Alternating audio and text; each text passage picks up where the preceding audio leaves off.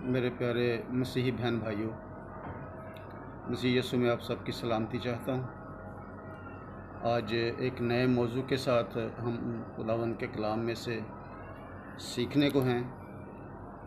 बराए मेहरबानी बड़ी तवज्जो के साथ बड़ा अहम टॉपिक ख़ास तौर से नौजवानों के लिए और तमाम लोगों के लिए भी, क्योंकि ये ऐसे आज का मौजू है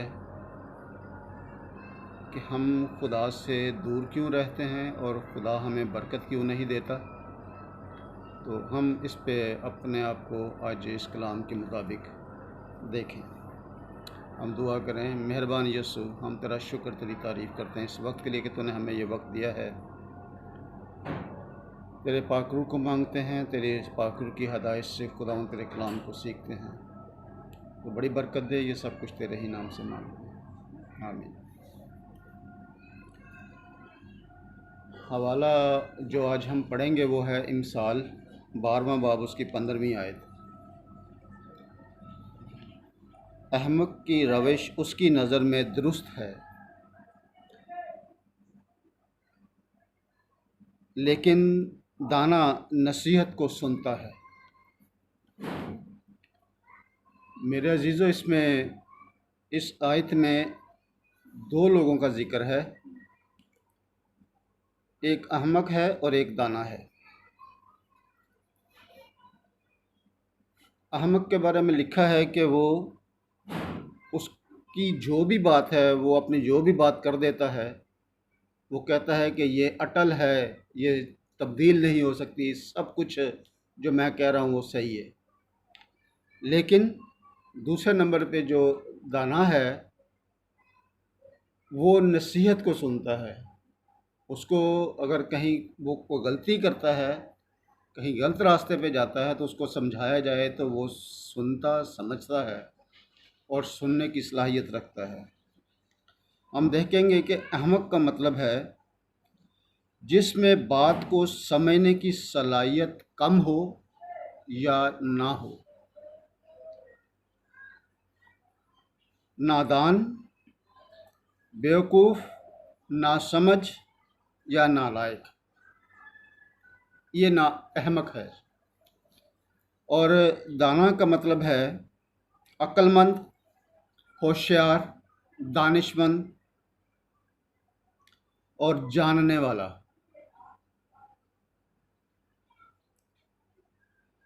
अहमक हमेशा अपने आप को ही दुरुस्त कहता है। इसकी क्या वजह है? क्योंकि वो समझता है कि मैं सबसे ज़्यादा अक्लमंद हूँ। और अहमक जो होता है वो ज़िद्दी होता है।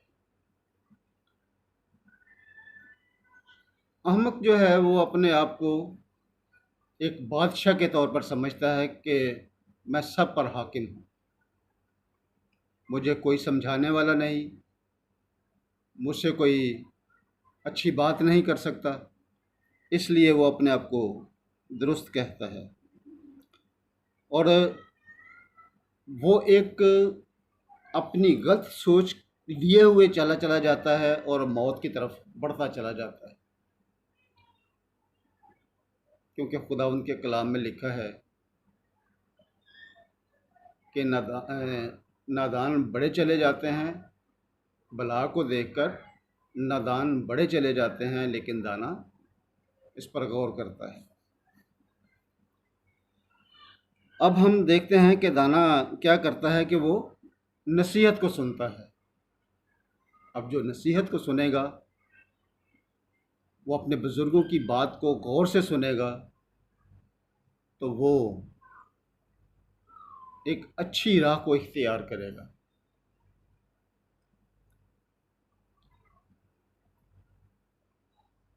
जब वो नसीहत को सुनने को तैयार होता है तो फिर हम ये भी देखते हैं कि नसीहत का मतलब जो है वो क्या है।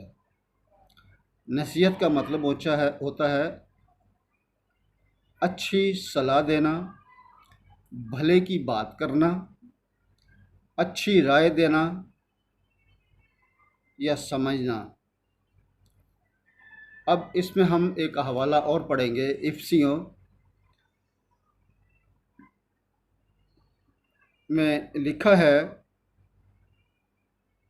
اور اے اولاد والو، تم اپنے فرزندوں کو غصہ نہ دلاؤ، بلکہ خداوند کی طرف سے تربیت اور نصیحت دے دے کر اس کی پرورش کرو۔ یہاں ماں باپ کو مخاطب کیا گیا ہے اور اولاد کو مخاطب کیا گیا ہے۔ اب نصیحت جو ہے، نصیحت میں بھی دو چیزیں ہیں، نصیحت گر اور نصیحت پذیر۔ نصیحت گر جو ہے اس کا، نصیحت گر کا مطلب ہے مطلب کہ جیسے والدین یا اساتذہ، اور والدین کا کیا فرض ہے اور اساتذہ کا کیا فرض ہے، اور اس کا مطلب کیا ہوتا ہے۔ نصیحت گر کا، نصیحت گر کا مطلب ہے نیک مشورہ دینے والا، اچھی صلاح دینے والا۔ اور نیک بصیر کا کیا مطلب ہے، یعنی کہ اولاد ہو یا شاگرد ہو، یہ ہیں جی نصیحت قبول کرنے والا، نصیحت پر عمل کرنے والا، نیک مشورے کو ماننے والا۔ اب اس کا ہم یوں مطلب لیں کہ جو اپنے والدین یا اساتذہ کی نصیحت کو قبول نہ کرے وہ احمق ہے۔ جب تک ہم ان دو چیزوں کو نہیں سمجھیں گے کہ کسی کی نصیحت کو قبول کرنا اور احمق میں، یا اس کو ہم قبول نہیں کرتے، تو وہ پھر ہمارے لیے کیا کلام ہمارے لیے اس کے بارے میں کیا کہتا ہے۔ امثال 23واں باب اس کی 9 آیت، اپنی باتیں احمقوں کو نہ سنا، کیونکہ وہ تیرے دانائی کے کلام کی تحقیر کرے گا۔ دوسرا امثال میں اس کے آگے دوسرا بھی ہے، اور وہ ہے کہ احمق کا منہ اس کی ہلاکت ہے، اور اس کے ہونٹ اس کی جان کے لیے پھندا ہے۔ یہ ہمیں بہت دو آیتیں جو ہیں یا دو آیات جو ہیں بہت ہمیں سمجھاتی ہیں اور اچھے طریقے سے سمجھاتی ہیں کہ اپنی باتیں احمق کو نہ سنا، کیونکہ وہ تیرے دنائی کے کلام کی تحقیر کرے گا۔ یہ اسی طرح کا ہے جیسے متی کی انجیل میں ذکر آتا ہے کہ اپنے موتی سوروں کے آگے نہ ڈالو۔ عقل مند لوگ کہتے ہیں